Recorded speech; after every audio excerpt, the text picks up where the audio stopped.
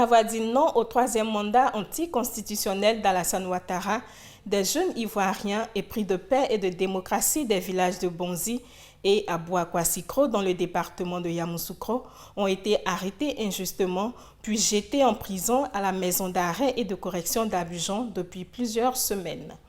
Une cinquantaine sur un nombre important a recouvré la liberté ce mercredi 9 décembre 2020. Aussitôt sortis de prison, ils sont allés rencontrer le président Rikonan Bédié pour lui expliquer leurs souffrances pendant leur détention.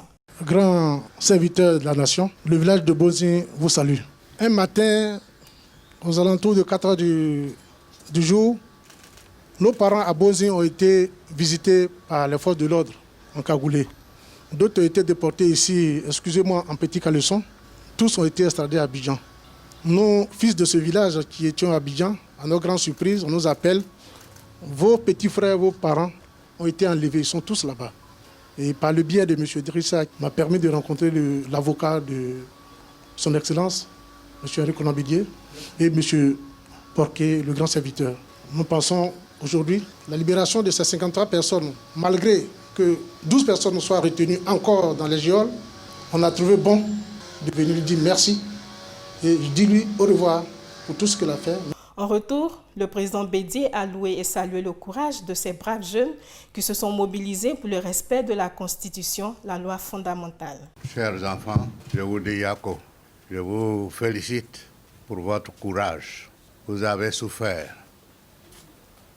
Vous avez engagé votre liberté dans le combat que mènent vos aînés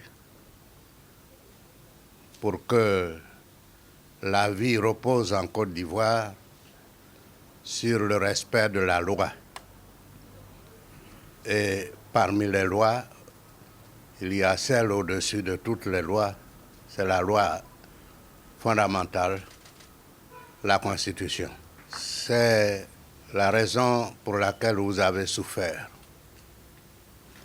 Plutôt que de baisser la tête, vous devriez en être fiers.